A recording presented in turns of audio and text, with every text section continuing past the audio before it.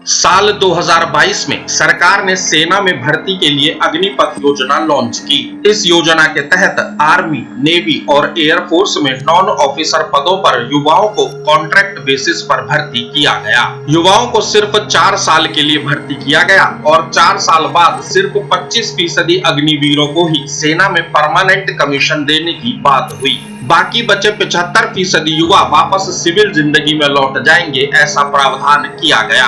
Agnipath scheme में ये भी प्रावधान था कि ट्रेनिंग के दौरान विकलांग होने पर उसे कोई भत्ता या वेतन नहीं मिलेगा। ड्यूटी पर मौत होने पर भी अग्निवीर को कोई भत्ते नहीं मिलेंगे और उसे शहीद का दर्जा भी नहीं दिया जाएगा। सेना और सरकार ने तर्क दिया था कि इस योजना से प्रतिभावान युवाओं को रोजगार मिलेगा, सेवारत सैनिकों की औसत उम्र कम की जा सकेगी, युवा तकनीकी रूप से ज्यादा समृद्ध होंगे।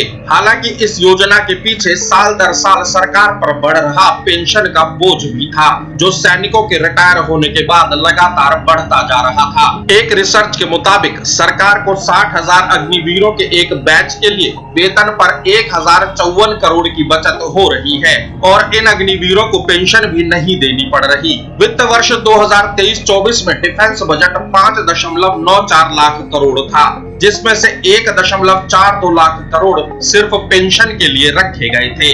अग्निपथ योजना में सैनिकों को अस्थायी रोजगार मिल रहा है। 4 साल बाद जब 75% युवा बाहर निकलते हैं तो बेरोजगार होते हैं और उन्हें दोबारा नई नौकरी भी खोजनी पड़ती है। इस बात की भी कोई गारंटी नहीं कि उन्हें रोजगार मिल ही जाएगा। साथ ही सेना के मोराल पर भी असर पड़ने की बात सामने आई, क्योंकि जब पता है कि सैनिक को 4 साल बाद बाहर हो जाना है तो वो पूरे तरीके से सेना के प्रति प्रतिबद्ध नहीं हो सकते। ये जरूर कहा गया कि अग्निवीरों को अर्धसैनिक बलों में और राज्य पुलिस की भर्तियों में प्राथमिकता दी जाएगी, लेकिन ऐसी भर्तियां हर साल नहीं निकलती और भर्तियों से पहले होने वाली परीक्षा पास करना अग्निवीरों के लिए मुश्किल काम है। हर साल भर्ती नहीं निकलने से अग्निवीर ओवर एज हो जाएंगे, जिससे उन्हें नौकरी पर नहीं रखा जाएगा। लोकसभा चुनावों में विपक्ष ने, खासकर राहुल गांधी ने सरकार में आने के बाद अग्निवीर स्कीम खत्म करने की बात की, जिसकी वजह से कांग्रेस की सीटें दोगुनी हुई और विपक्ष भी बेहद मजबूत हुआ। अब सरकार अग्निवीर स्कीम में बदलाव करने की कोशिश कर रही है और ये बदलाव अग्निवीरों की जिंदगी में अहम बदलाव लाने वाले हो सकते हैं। मसलन सरकार अग्निवीर भर्ती की उम्र 17.5 साल से 23 साल तक कर सकती है। 4 साल पूरे होने के बाद नियमित सेवा में भर्ती होने वाले अग्निवीर 25% के बजाय 70% हो सकते हैं। अग्निवीरों की नौकरी भी 4 साल के बजाय 7 साल तक की जा सकती है।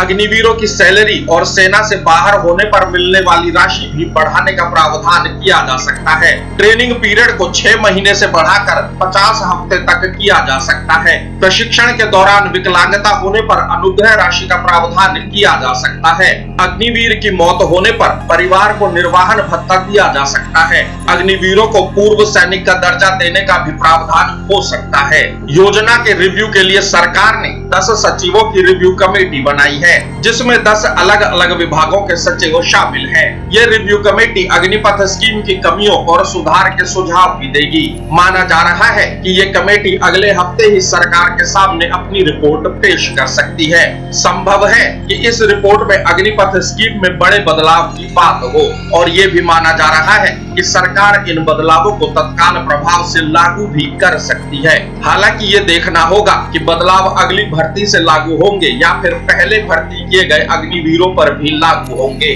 दरअसल मोदी सरकार को उत्तर प्रदेश और बिहार के साथ ही हरियाणा और राजस्थान में बड़ा झटका लगा था और बीजेपी का मानना है कि इसके पीछे की एक वजह अग्निवीर योजना में कमियां रही, जिन्हें विपक्ष ने जोर शोर से उठाया। अब सरकार चाहती है कि हरियाणा के विधानसभा चुनाव में जाने से पहले अग्निवीर योजना की कमियों को खत्म किया जाए, ताकि चुनावों में जीतने की कोशिश फिर से की जा सके।